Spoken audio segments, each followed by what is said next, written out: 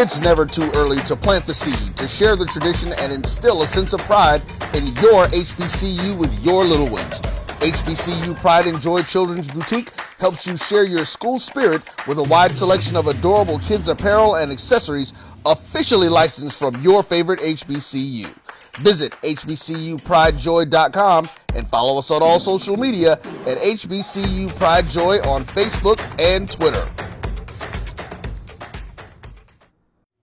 Now, you can live in Texas and not have a good red meat blend. Texas Cowboy Dust is designed for steak and other red meats. It's out to be my most popular spice blend, made with onions, peppers, ground mushrooms, pink salt, and other spices. Texas Cowboy Dust also goes great with chicken, pork, vegetables, and adds a restaurant quality sheen to gravies and sauces.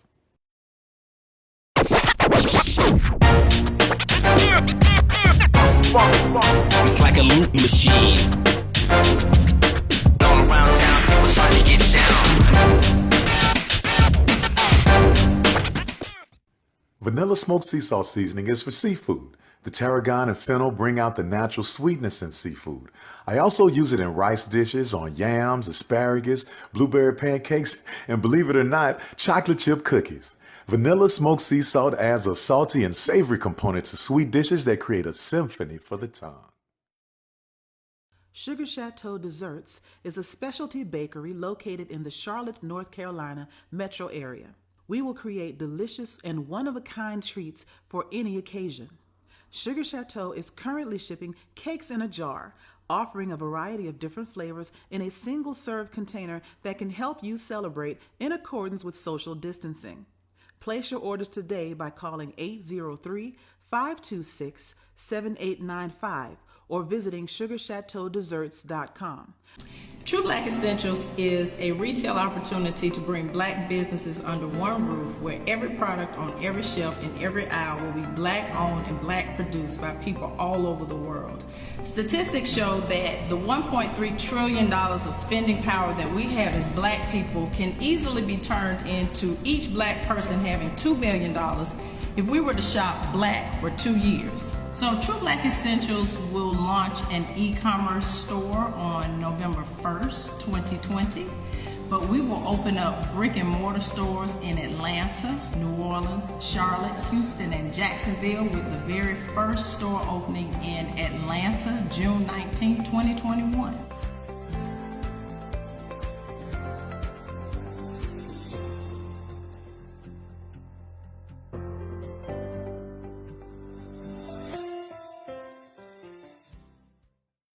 I'm returning Clinton Paris, and Tampa's my community.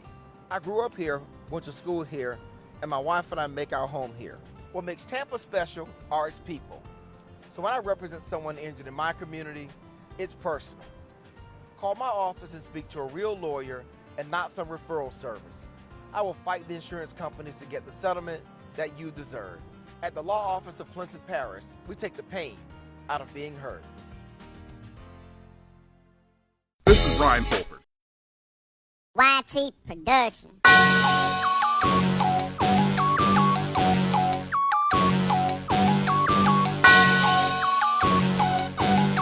Yeah. I love my HBCU. And boy, I love it, love it. I love it, love it. I love my HBCU. And man, I hope my team they won. Yeah. I hope my team they won. Yeah. Man. I hope my team they won. I hope my team they won. Yeah. I tune into the HBCU Sports Lab to see if my team won or lost. If they lost, I'm quiet as a mouse. But if they won, keep tab. I'ma do the dab, yeah. Dr. Cavil, he know what he be talking about. Mike and Charles, they know what they be talking about. They compress the analytic data with the hip hop. If you know them like I know them, they gon' tell you if your team, if they won or lost, and who the ball. So listen to Professor, yes sir, and pay attention, cause he gon' teach a lesson. And you gon' learn today, how your team they play, how they play, boy. You gon' learn today, how your team they play, how they play, yeah. We represent that SWAC, that MEAC, and let me say, what's up to Tennessee State, tune into the HBCU Sports Lab. This is Dr. Cavil with Inside the HBCU Sports Lab with Mike Washington and Charles Bishop. Mike Washington is out on assignment, so we have Charles Bishop in the show ready to go. Welcome to episode 141 of Inside the HBCU Sports Lab radio show and podcast, the show that's covering the sporting HBCU diaspora, all things HBCU sports, from institutions large and small, from NAIA to the NCAA. We share insights and information on the HBCU sports culture and the HBCU athletic aesthetics to facilitate the story of HBCU athletic programs and the business of HBCU sports. I'm your host, Dr. Cavil, along with my co-host, Mike Washington, Charles Bishop. We're filming from our home studios and sitting at Signal Live, the KCOH 1230 AM studios with the Texas Radio Hall of Famer and the beautiful home of Texas Southern University from Houston, Texas. Today's episode of Inside the HBCU Sports Lab is sponsored by THD Agency. THD Agency is a company that provides sporting, educational consulting, and data analytics.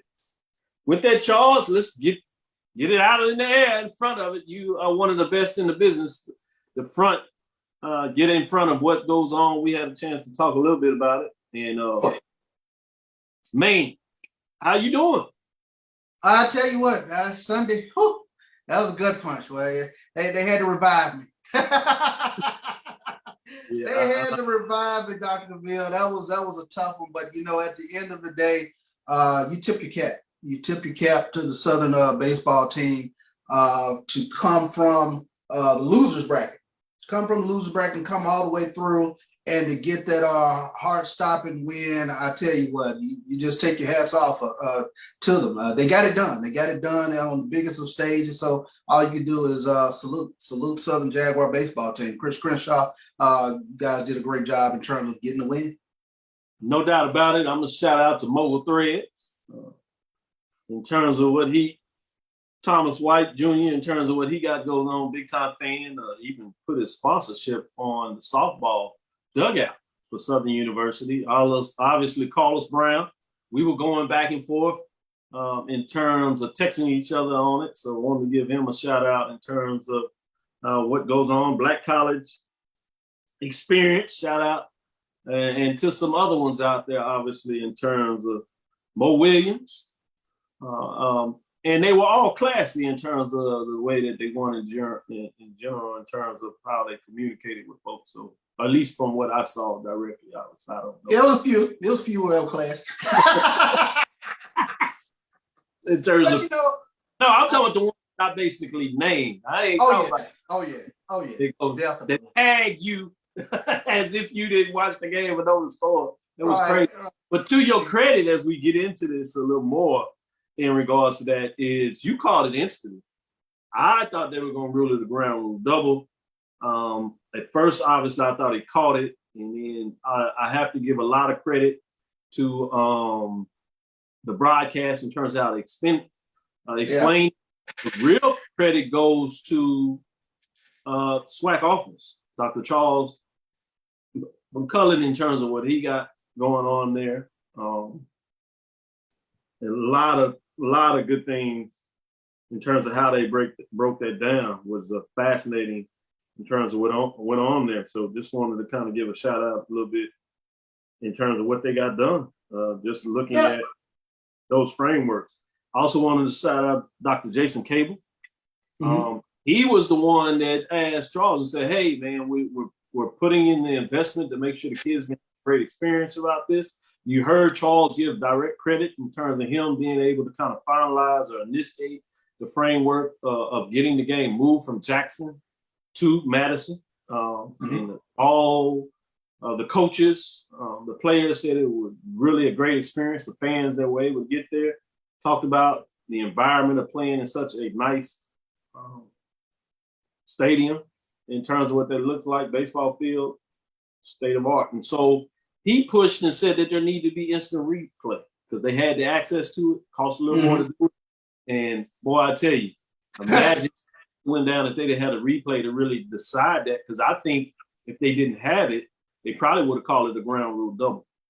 Yeah, that was very possible. You know, the first thing that I saw with regards to it, as the left fielder went through the fence, I saw a ball, roll in the bullpen, and my first thought was, I wonder if a ball was was carrying around there in the bullpen if the ball was loose or whatever the case might be. And, you're hoping against hope that the ball is in the young man's glove. But, when they slowed it down and slowed it down and slowed it down enough, you could see that the ball just tipped over his glove there.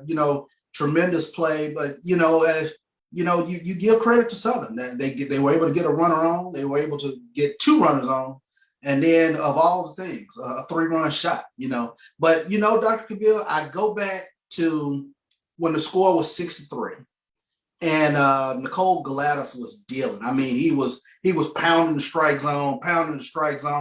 And I think I texted you when the young man did it. Moore stepped out of the batter's box and just took a breather.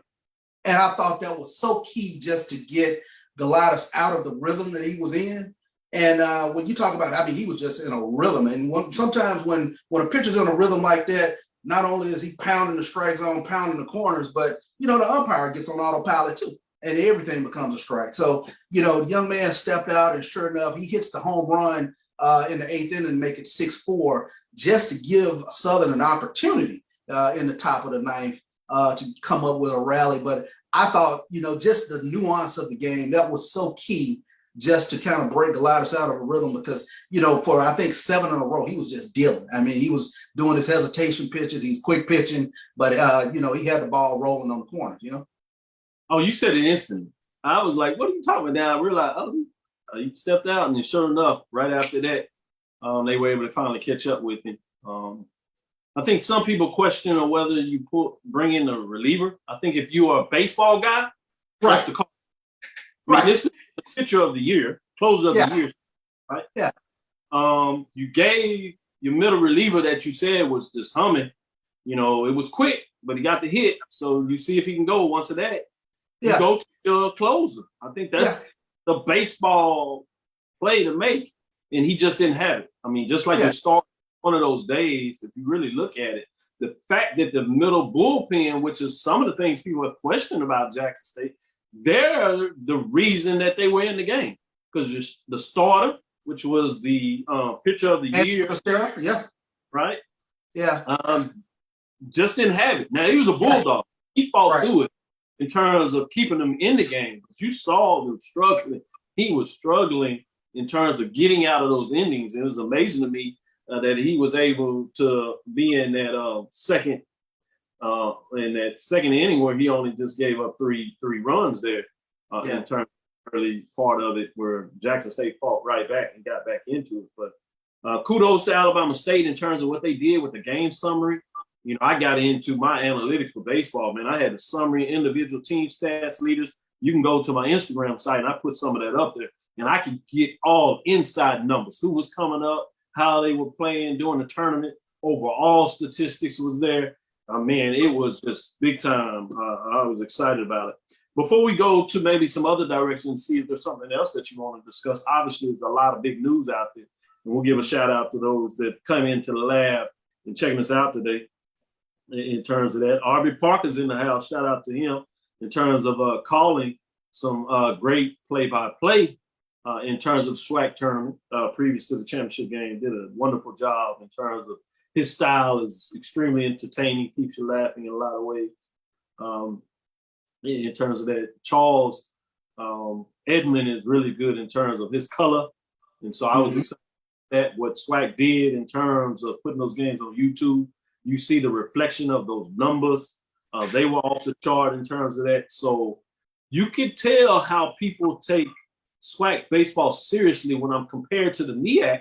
We're going to get in there and talk about congratulations to Norfolk State for their first chance to go to the NCAA tournament, defeating the Eagles that literally not just closed out the season, but closed out the program.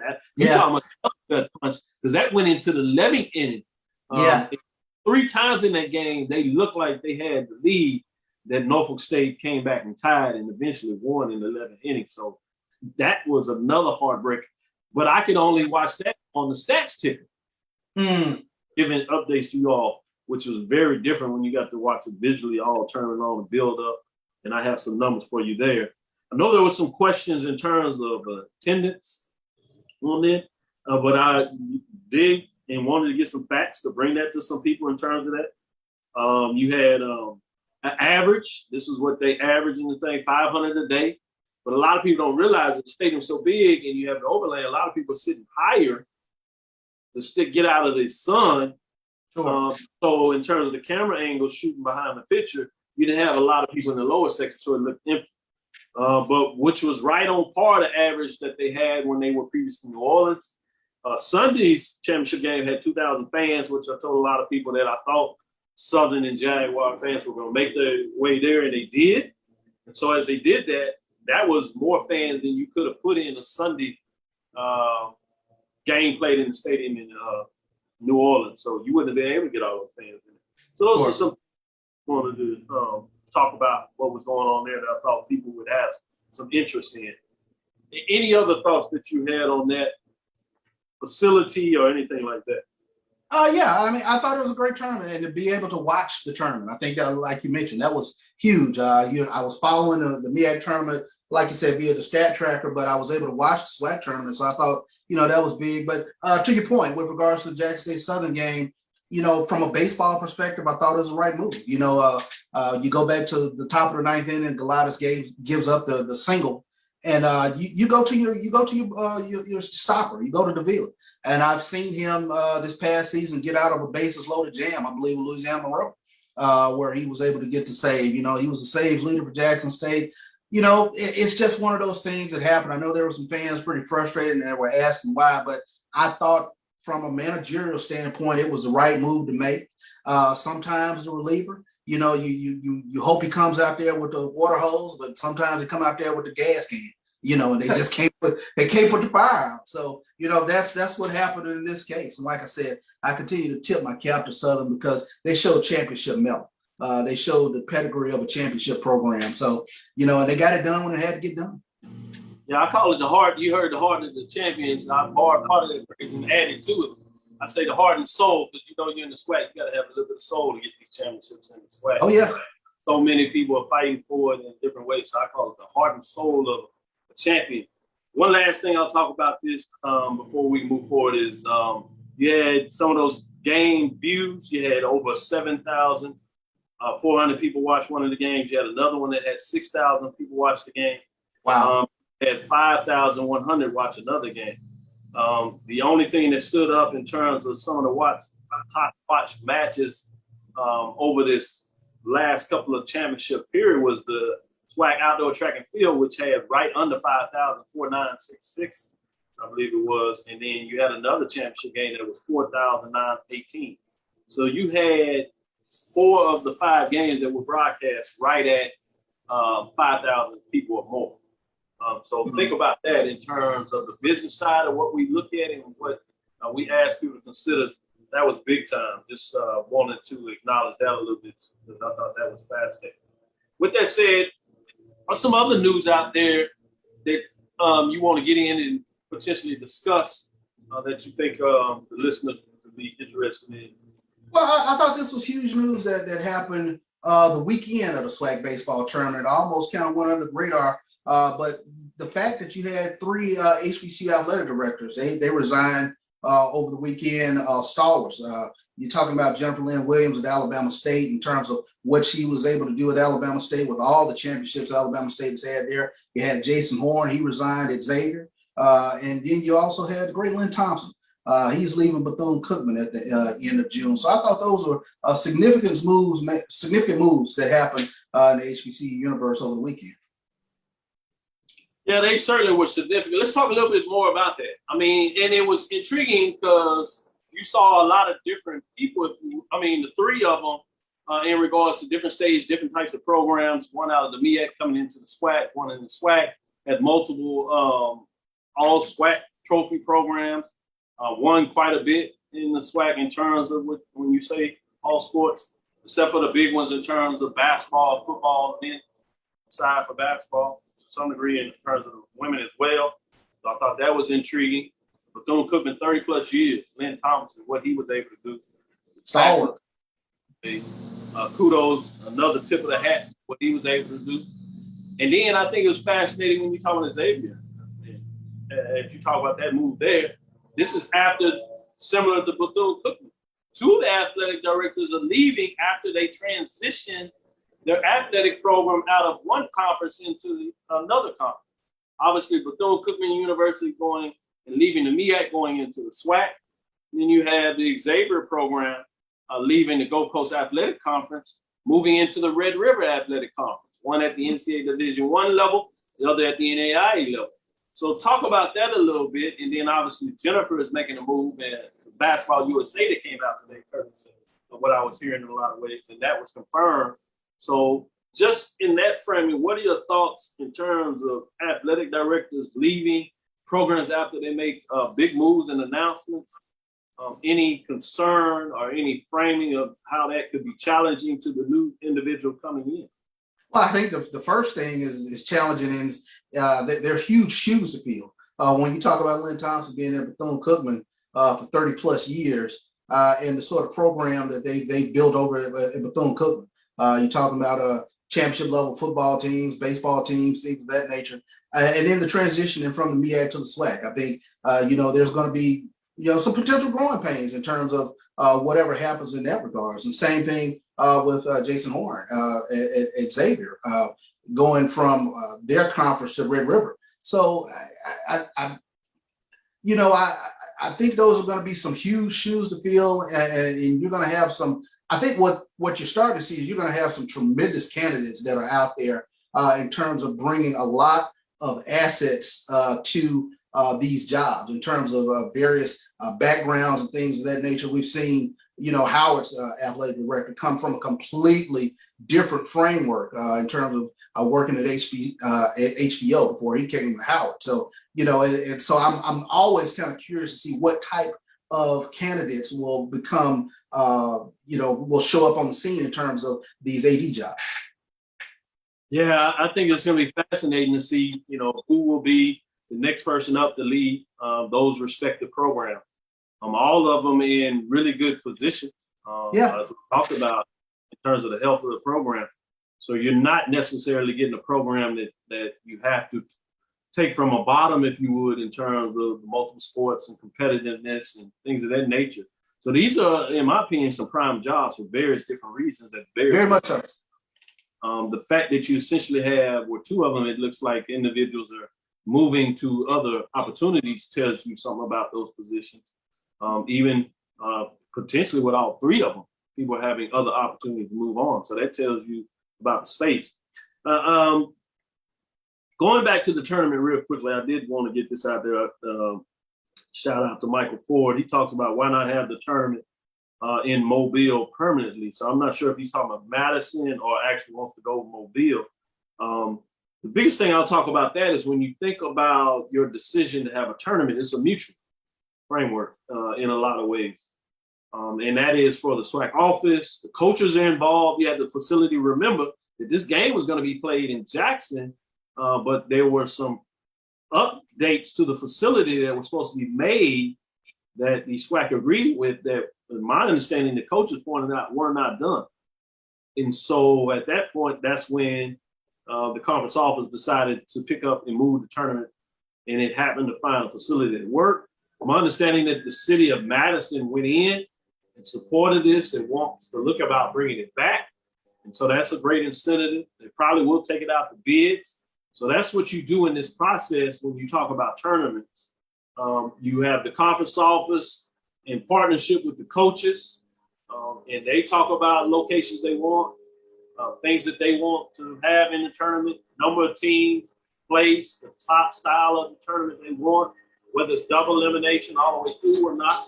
And those are some things that you have to consider when you talk about that. And in another framing of that is when you put it out to bid, we talk about the best bid that goes on there.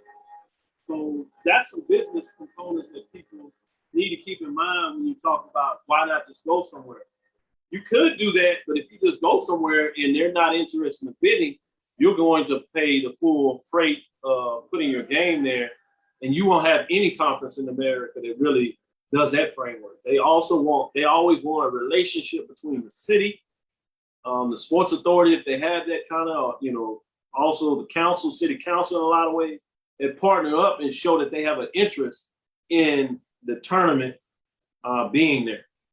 That actually was a question that I had, Dr. Gill, in terms of what is it that cities need to present in terms of making that city attractive to host a baseball tournament or a basketball tournament. What is sort of the framework? And you mentioned sports authority or whatever the case might be, but what does a city need to do or need to have in place that makes these tournaments or makes a conference tournaments attractive to these cities?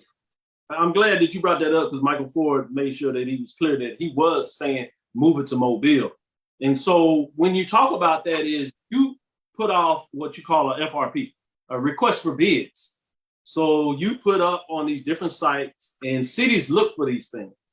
And so there is a request for bid for different tournaments, basketball tournaments. So SEC does this. They don't just go to a location. They put out a request for bid. The NCAA, when they're looking at hosting their various tournaments, they put out a request for bids. You see it with the Final Four. That's one of the biggest things out there, or the Super Bowl. You have these cities that literally put in a year or two package about why their city should be in the bidding. And when you do that, you have to offer incentives. You don't just say, hey, come and check us out. We here. We love to have you turn. You have to put incentives. So if Mobile does not put in a request for the bid and put in incentives, nobody in their right mind is going to take their game to a city that is not even doing the minimum framework of putting in a request for bid. You'd be silly. You would literally be paying to put your tournament somewhere and not getting any benefit when there are cities that have an interest. So if you are seeking to have it in a place like Mobile and you have some relationship with your city council or the sports authority, I would recommend people in their residence area talk to their city officials and say, we want you to get in the business of bidding on a SWAC, MEAC, SIAC, Big 12, whatever, SEC, whatever you want to call it, Southland Conference. If you want them to get it, you want to ask your city officials to get in that business. Because no conference in their right mind is going to take a event to a city that wouldn't even have the basic framework to bid on the request to put it there. So I think I'm glad this question and conversation came up because it becomes important. With that, this is Dr. Bill inside the HBCU Sports Lab with Mike Washington, Charles Bishop. We're going to take this quick break. We'll be right back after this break, and we'll get into some other dialogue and question and concerns people have if they want to talk a little more deep in that. And we'll also talk about a couple of other hot news that's out there, including A&T in North Carolina Central moving their game to Charlotte, which has some interesting business twists that we need to consider and discuss on how that may have come together. And it's a little different than the traditional format when we see classics. So it'll be interesting to get a little more dialogue on what's going on there. So stick with us. We'll be right back after this break. This is Ryan Fulford. AD Drew and I are co-hosts of the BCSN Sports Wrap. We talk about all things related to HBCU athletics. From the games, teams, coaches, and fan interest stories, we cover it all. You can find our shows on Facebook at BCSN Sports Wrap, YouTube at MyJBN Online, and everywhere you listen to podcasts like Anchor, Spotify, Google, and Apple Podcasts. You can also find the show on the Jericho Broadcast Network's app. Make sure to download. We look forward to you joining the conversation and being a part of the show. It was a monumental game for A&M and Tampa. It was a monumental game. Somebody had to lose, and thank God it was them this time. We knew it was going to be a battle. Look at Jake Gaither's record. 202 and 36, I think, some off-the-wall figures. And nobody would play him because they didn't want to take a chance of getting beat. But the truth of it is, over 46,000 tickets. Blacks were sitting in the east stands. Whites were sitting in the west stands, and the score wound up 34-28. The only thing we proved that we wasn't inferior, that we were not inferior, and we were not afraid. For one night, for 160 minutes, we was better than them. How they play, boy, you gon' learn today. How your team they play. How they play, yeah. We represent that SWAC. That MEAC, and let me say, what's up to Tennessee, stay, tune into the This is Dr. Bill with Inside the HBCU Sports Lab with Mike Washington and Charles Bishop. Mike is out on assignment, so it's Charles and I holding up in the lab. Keep the questions and comments coming. Some good stuff out there.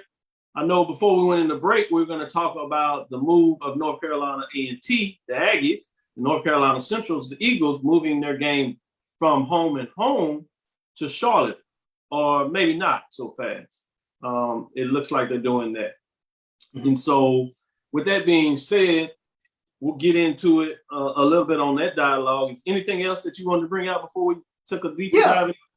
Sure. One of our listeners, Jerome Deep Sutton, he had a really good question here, and it's a TV question. And he wanted to know, how long do you have to watch a game on TV to get credit for having watched the game? That's a really good question. In terms of the media side of it, is it's not just a measure of how long, but it's also when you do it. So that's why a lot of times people would tell you is that if you can, keep your television on, even if you have to go somewhere else. Because what happens is they send the signals and they read periodically inventory over a region or a city, particularly in terms of that, or across the U.S., if you would, and they can even do it over the world to some degree. And what they'll do is they'll take measurements at various times during the day or various times during a game. So they can tell you how many people watch, oftentimes at the early part of the game or a latter part of the game. You get indications, and they'll take an average of it and put it up there. So it's not so much just in terms of how long you have to do it. It's also in terms of when they measure it at a given time, whether you'll be included in terms of the ratings for a television broadcast. And this is even more challenging when you talk about the streaming component of it. In some ways, they're still working out how they register the streaming. Obviously, they can do view counts and things of that. So you ping it, they'll register that, and they'll get a count on that. But oftentimes, they can tell if you have different devices that are watching, but it still will count in terms of views. So there's different ways that they're measuring those components of it. So the short answer to that is, if you're possible, is what you want to do is just leave it on, so you can make sure that the event that you're seeking gets credit for it.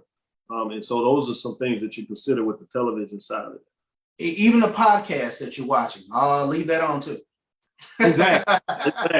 Please leave that on. And if you can, I know you watch us live, go to the Facebook side and make sure you subscribe. That's both to BCSN, my BCSN. Subscribe to that, because those count numbers are important in terms of multiple ways. If ever there are people that want to pull us up and put us on a different platform, we're going to need to be able to show those algorithms in terms of the number of people watch. Obviously, go to Inside the HBCU Sports Lab, those algorithms. So we're able to put all that stuff together. The social media accounts that we get on Facebook, the social media accounts we get on Instagram, the social media accounts that we get on Twitter.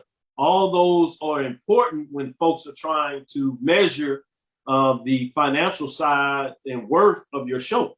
And so those are things that happen in regards to real life in terms of what you see as value. But if we want to be able to show this as value to somebody else, we need to be able to show those numbers. And I'll be upfront with you. If we get those opportunities, all we're going to do is invest it back in the show to be able to give you more premium platforms, be able to travel, give you more live frameworks in terms of what that looks like at a different time. So appreciate those questions, appreciate the support, important things that we're doing. Like, share, absolutely, tag folks, those that allow you to do that. Getting back to Lonnie Shaw, he talks a little bit more in terms of, don't know what kind of deal was struck in Charlotte officials, but A&T came in well overdue in Charlotte. Big South headquarters is in Charlotte. And I wonder, did they have anything to do with it? That's a good point. I wouldn't be surprised if Big South had something to do with it. Certainly, they weren't against it. We know that much about it. The 8 athletic directors, VP of athletics at North Carolina A&T, North Carolina Central, are very sharp individuals. So I'm sure that this was a significant business deal. What I think is interesting that is different, though, they're not making this an annual pilgrimage to Charlotte every year, which you see in a lot of classics, which was done with this game. And while in some ways they say coming back to Charlotte, people forgot or may have forgotten similar to Jackson and Alcorn, as they went back to campus, moving it from a one location. They're coming back to Charlotte because it's previous where they played the Classic for a long time. But I'm sure there are incentives in terms of playing this game there. It'll be interesting to see what is the rental fee of the stadium. A lot of people are intrigued about that. To play in these stadiums, they're pretty costly. I know at one time, for example, to play in NRG, playing some of these NFL venues, they're $1 million just up front. And that's basically without any of the thrills associated with it. And they'll put it up. A lot of times the way they do these deals, you put up that front money to do it. And what they'll do is they'll take money out your ticket sales. And then based on where your gross and net is will determine whether you have to pay something or whether they write you a check. Most of the time with a crowd of about anywhere from 25, 30,000, you're able to generate some significant income off of a game in a central location like that. And now this is outside of the promoter side, because remember, the promoter side, the promoter takes on that responsibility of paying all the upfront costs, and then they just write a check to the schools and ask the schools essentially to show up. So there's different formulas of how this can work, and sometimes you can go to a city. It's this partnership between several entities. You have it looks like the 100 Black Men of Charlotte in that area that are involved from a nonprofit organization side. It looks like you have a entity that will help with the marketing side of this. And then you have the local sports authority. So I'm sure they put in some funds associated with supporting this. And so those are things that you want to consider when you're looking at this, and not saying that this is good, bad, or indifferent type of move, but just giving people some perspective of how these things must come together when you play it out. I was curious about the significance of going to Charlotte in 2022 and then in 2027. Is there any significance as to the particular years, if there's a cost differential or whatever the case might be, as to why you go back to Charlotte in those years? Yeah, I would lean on some of my Aggie fans in the lab out there. Lonnie Shaw pretty much was up front and says that he's still looking into it. But this is what I will tell you, that these are some of the things that you would want to consider. And we're not saying that these are specific things that I've talked to any of the individuals involved. But as you talk about it, one thing is was the facility available? This is my understanding they want to play at Labor Day weekend in 2022. One thing that you have to consider is the facility available. Remember, the Carolina Panthers are the resident officials of that facility. And then you don't know if there are other organizations that have booked things in there, you know, soccer matches and things of that nature, international type of games. You got to think about, is the facility available, which could be one component of it, is that they may want to stick to a certain date, and that date may have not been available every year. There may be a framing where they're trying to set this up in such a way that they want to make this like a 5-year experience, where it's there 5 years and they play at home and away, and then the next 5 years they come back. And so maybe they're trying to build this buildup, if you would, in terms of anticipation, that you are still having the ability to have the home game component of it, which obviously the coaches would love, that they still get to play a couple of games at home. But then you have the experience of taking it out and playing it in this regional game, which means that you also have the ability to reach out to where you will recruit a lot of not only your athletes, but a lot of your students in the Charlotte, which is a major metropolitan area, obviously in North Carolina. So anytime you can get your footprint in there to show your face, show your brands of your institution is always good for recruiting, which is something I talk about, making sure that you look strategically about your game. That's one thing that's good about going to Atlanta, having that. It's a large metropolitan area that is a natural fit for a lot of recruiting ground for not just athletes, but students in general. That's why playing in Dallas for Prairie View and Grambling makes some sense in terms of a large recruiting ground. That's why Southern and Texas Southern also look to get into Dallas so they can play in that game. It's a reason why Langston, after their cost was paid for, brought their band to play. It's my understanding they might get an invite back next year. They'll play in the State Fair Classic. And so part of this that you're using, that we talk about athletics as the front porch of your institution, is also about enrollment. This biggest thing that we talked about last year, so big part of athletics is your enrollment. We must not forget that. So however you can drive enrollment is the important component of this. So I'd imagine that there's probably some of this in that as well. So those are things that you want to consider about why they might have chosen this format versus every year format. With this format, do you think that this Aggie Eagle Classic has the ability to morph itself into something as big as the Florida Classic or the Magic City Classic or the Bayou Classic? I certainly think it can. I think, but those things takes a long time. So you're talking about a long time. I don't think you're going to get, unless you're going to put a lot of money up front. And most of our institutions are not in the business of investing in events over a period of time to see them grow.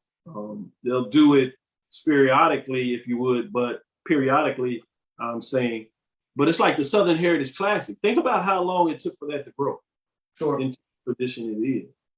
Yeah. And so, State Fair Classic, the Bayou Classic, even though it's pretty solid now, the first year it was big, but it had its little dips and now it's going up. It takes Florida Classic. It takes time to prime these events to get them where you are, where you have this serious event framing of it. Because what really sells folks outside of what you would have with your normal crowd going to a home game is the event.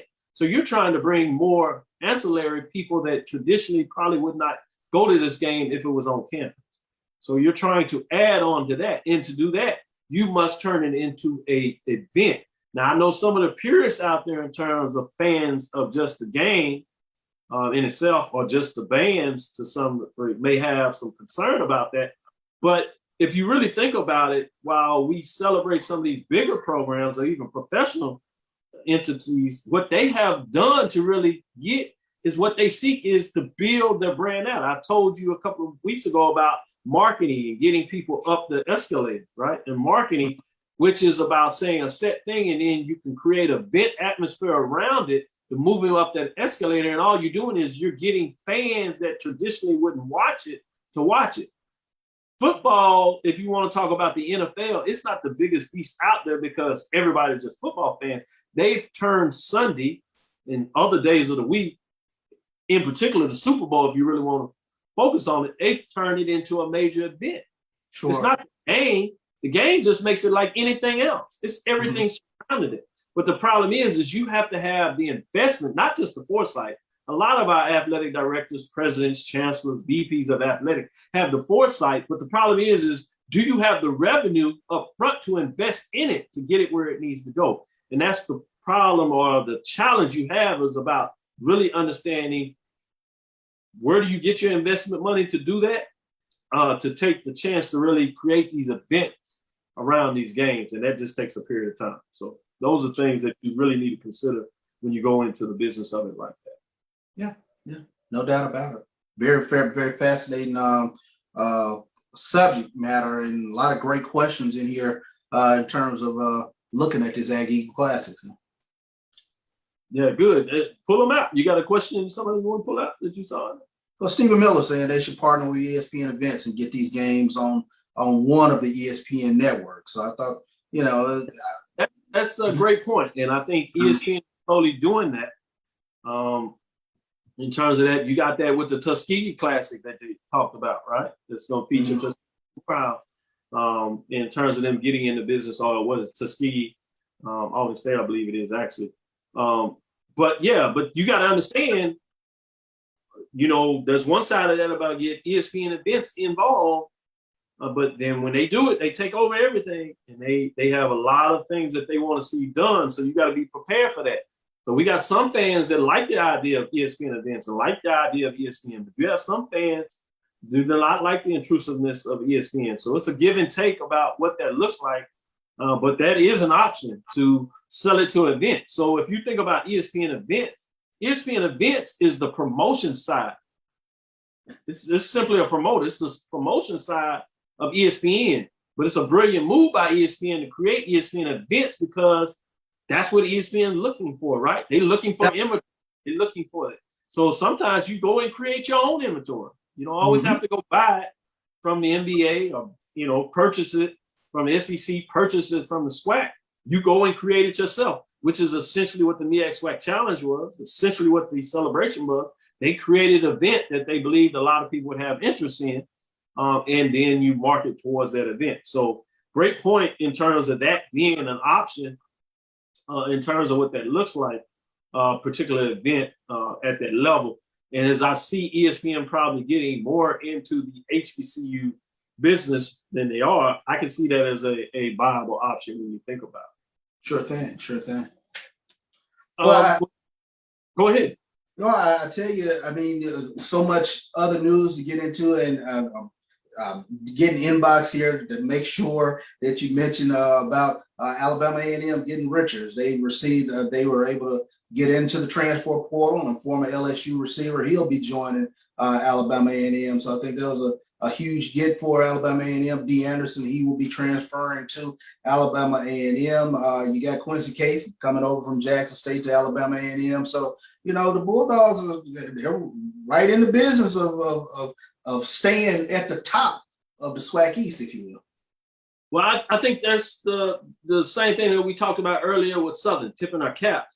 That's what happens when you win the championship. You have a chance, and this championship, even though a lot of people are claiming or complaining, I should say, about them only playing 4 or 5 games, but they maximize their exposure for those 4 or 5 games. Yeah.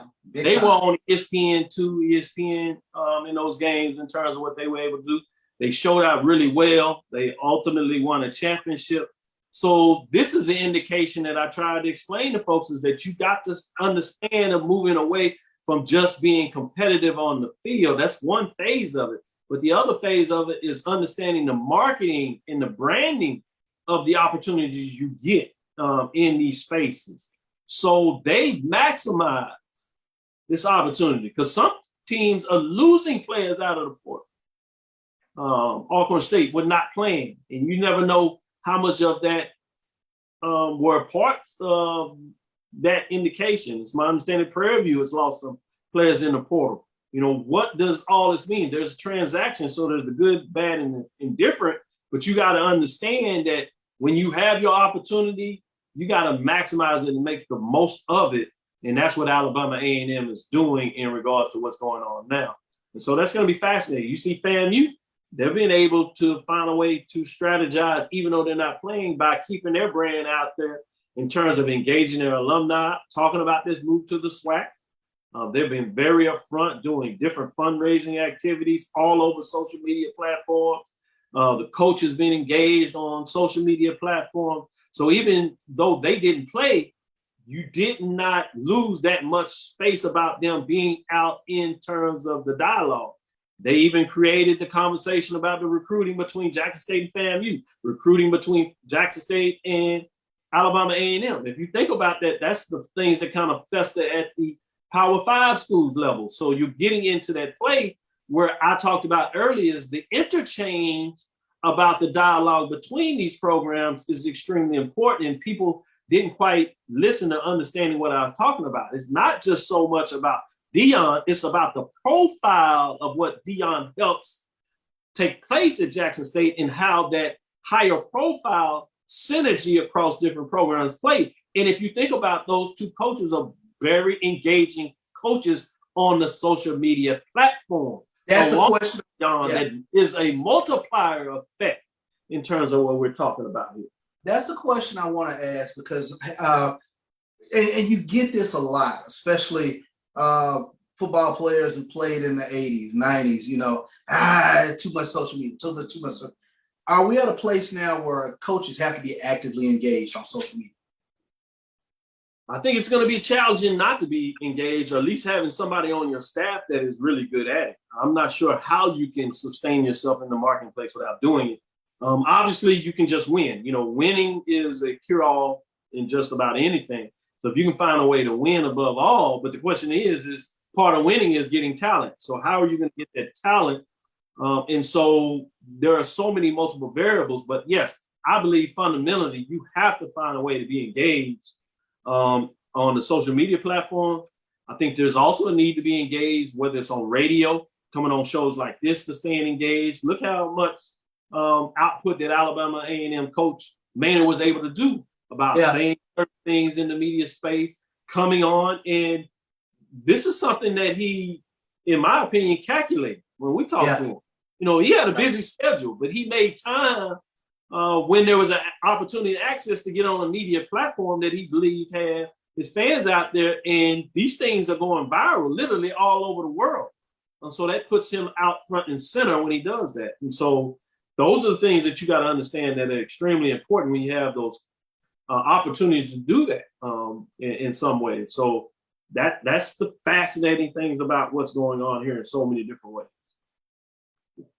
Yeah, and you mentioned Alcorn. You talk about the transfer portal that giveth and it taketh away. Quinterio Cole, he's an all SWAC defensive back.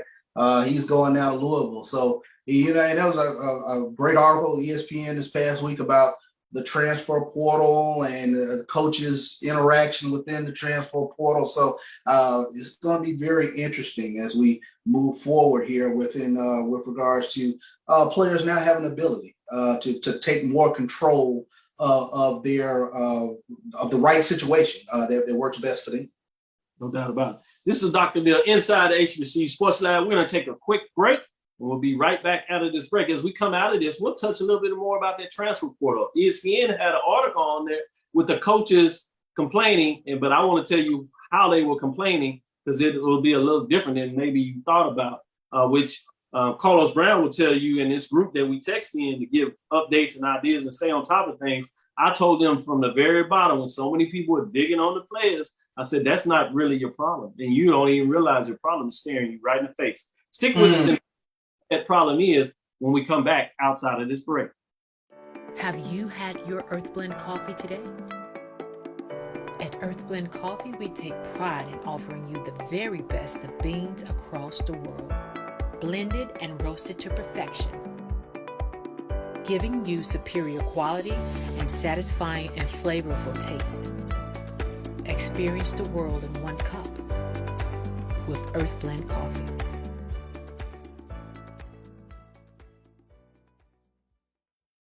Let's face it, shopping for insurance can be time-consuming. That's why when it comes to your auto, home, and life insurance needs, make things simple and trust the experts at Allstate. They will help you get the coverage that fits your needs while helping you bundle your life, home, and auto policies.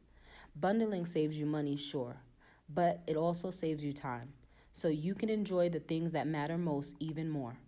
Contact me, Tammy Haynes, your local agent, for a free personalized insurance quote.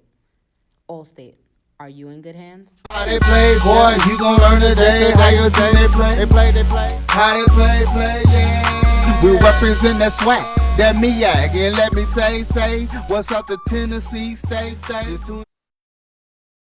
This is Dr. Bill inside the HBCU Sports Lab with Mike Washington and Charles Bishop.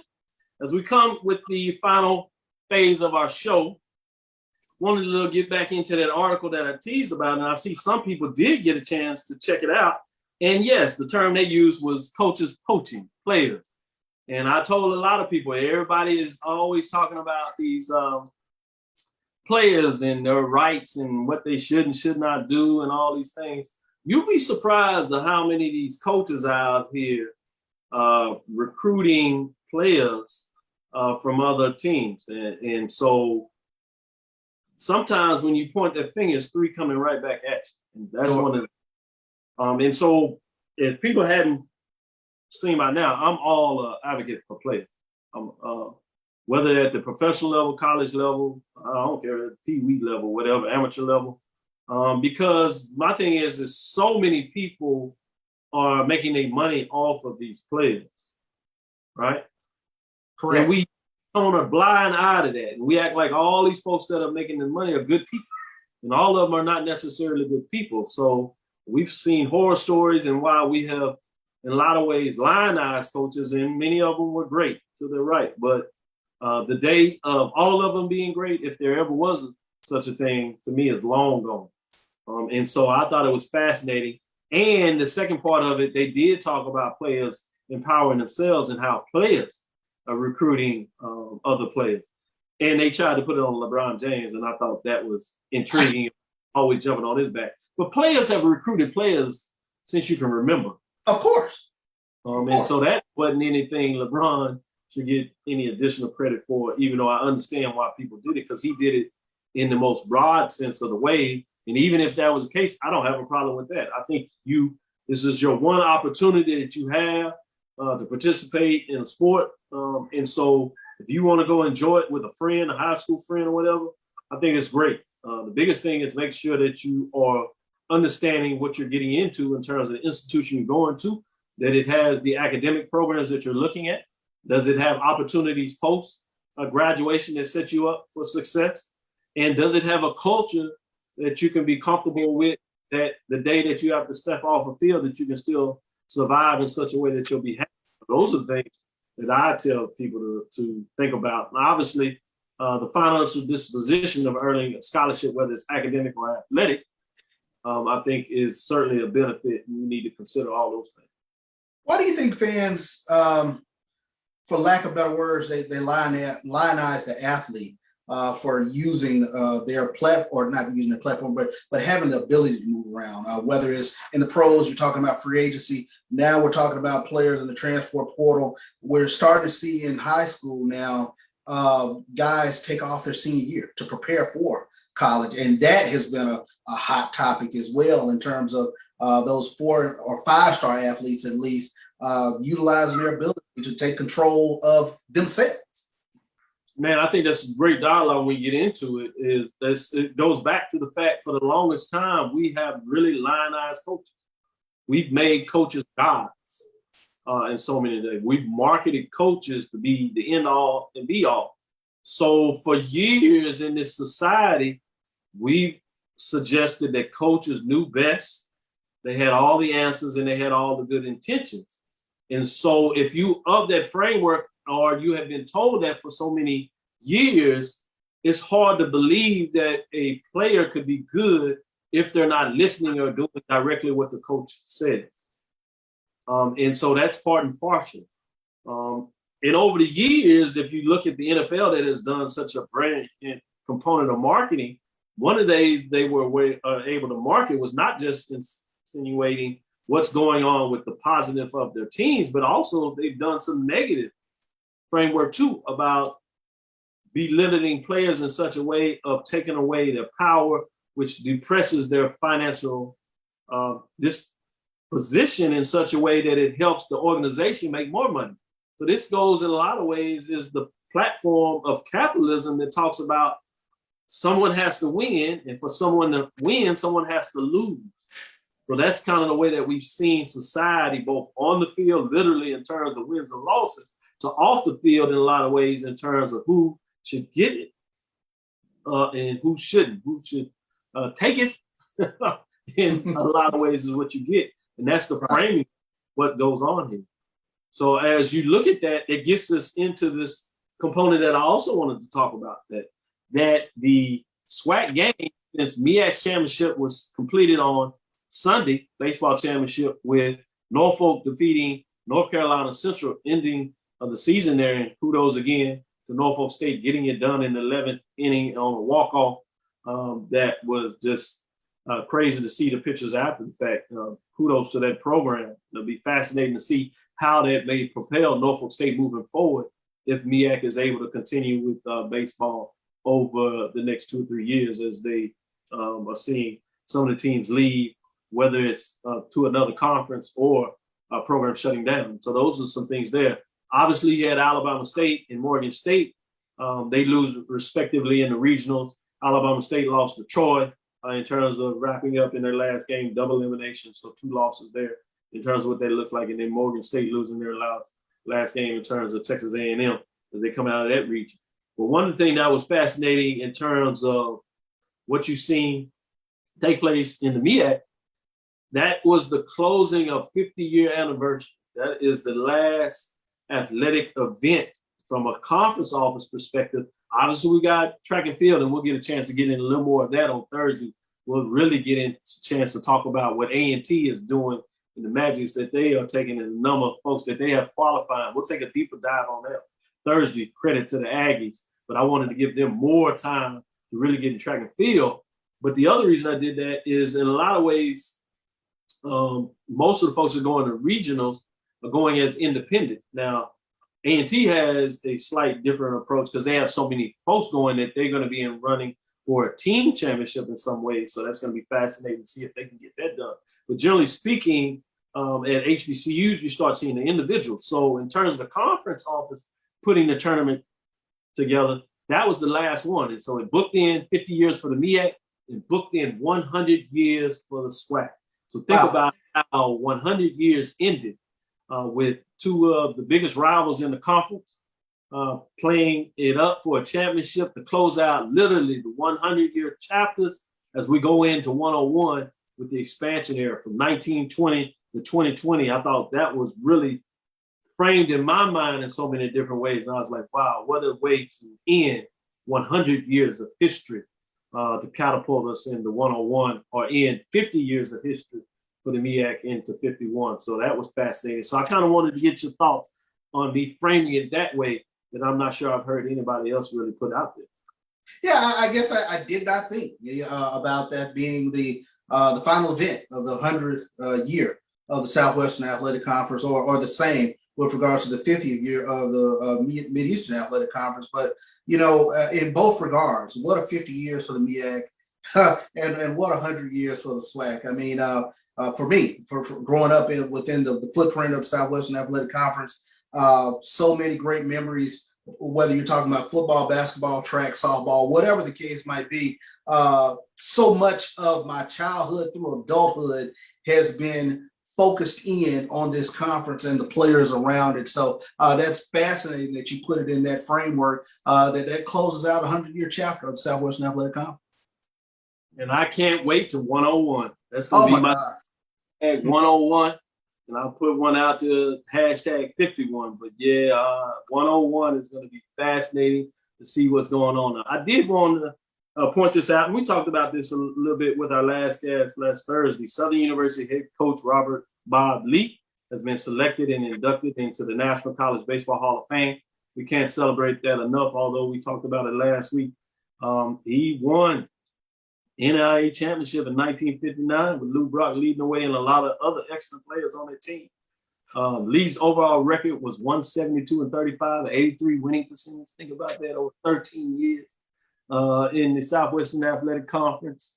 And other than these independents, some of those conference records for baseball are lost during the time that he was in there. You know, we start seeing the modern era of what I call the SWAC, where you start seeing the records outside of football records you start seeing in late 50s.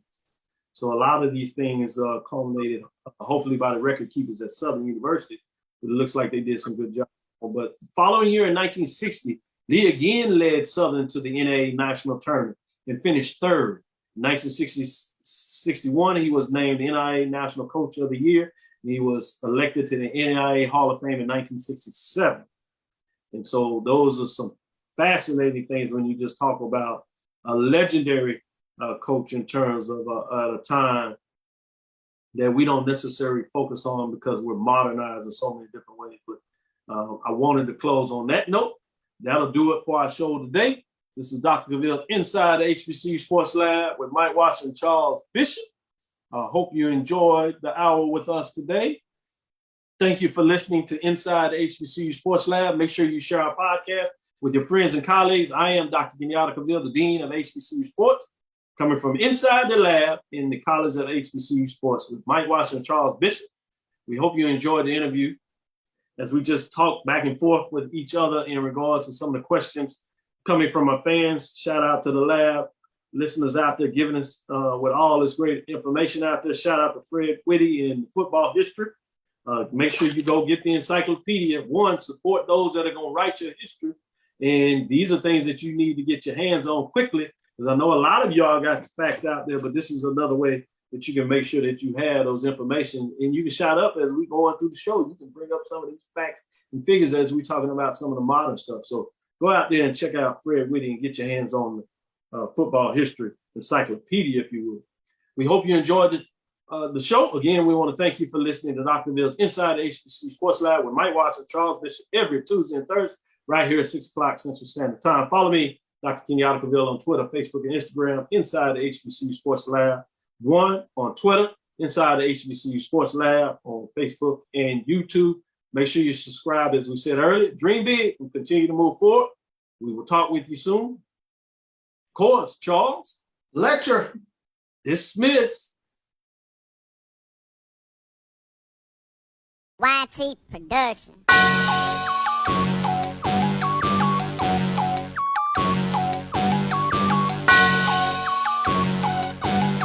Yeah. I love my HBCU. And boy, I love it, love it. I love it, love it. I love my HBCU. And man, I hope my team they won. Yeah. I hope my team they won. Yeah. Man. I hope my team they won. I hope my team they won. Yeah. I tune into the HBCU Sports Lab to see if my team won or lost. If they lost, I'm quiet as a mouse. But if they won, keep tab. I'ma do the dab, yeah. Dr. Cavil, he know what he be talking about. Mike and Charles, they know what they be talking about. They compress the analytic data with the hip hop. If you know them like I know them, they gon' tell you if your team, if they won or lost, and who the ball. So listen to Professor, yes sir, and pay attention, cause he gon' teach a lesson. And you gon' learn today, how your team they play, how they play, boy. You gon' learn today, how your team they play, how they play, yeah. We represent that SWAC, that MEAC, and let me say, what's up to Tennessee, stay tuned in.